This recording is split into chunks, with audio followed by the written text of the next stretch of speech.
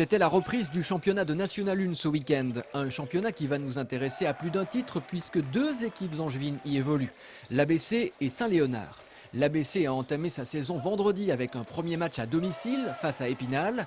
Un vrai test pour une équipe remodelée à 70%. L'essentiel est là, l'ABC s'impose 57-52 après avoir bataillé en fin de rencontre pour maintenir son avance.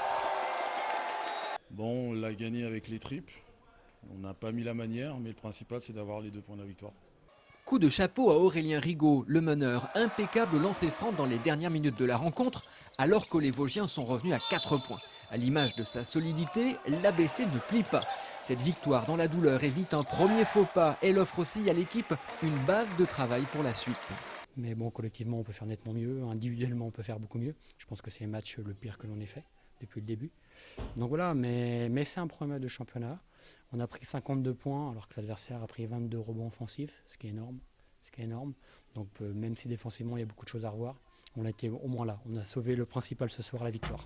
De leur côté, les joueurs de l'Étoile d'Or Saint-Léonard, que l'on voit ici à l'entraînement il y a quelques jours, ont parfaitement réussi leur entrée en National 1.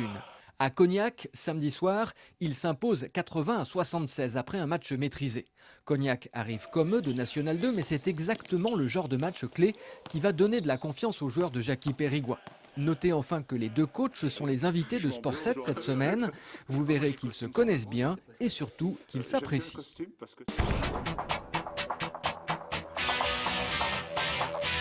Ah bah, je suis content, déjà il fait une belle course l'an dernier.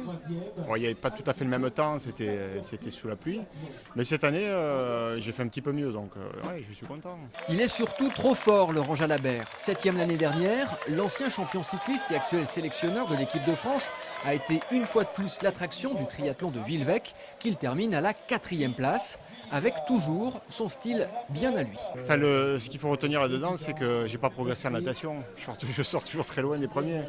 Donc après, j'ai plus qu'à bien pédaler pour essayer de revenir dans le match. Bon, il en manque toujours un petit peu, 40 km, c'est pas assez long pour moi, mais bon, il en faut pour tout le monde.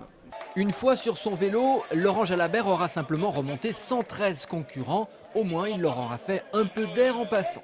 En revanche, la petite distance ne lui permettra pas de revenir sur les premiers. Nicolas Tarot en tête. À 25 ans, le triathlète de Saint-Amand s'impose en 1 h et 58 minutes. Beaucoup d'émotions avec un petit passage à vide là, il y a quelques semaines, donc j'avais à cœur de faire bien aujourd'hui. Je m'y suis remis, à l'entraînement sérieusement et bon, ça paye, donc je suis d'autant plus heureux d'avoir réussi mon pari. Donc là je suis vraiment comblé. Félicitons l'ensemble des concurrents qui, avec le soleil, ont fait de cette 20e édition un réel succès.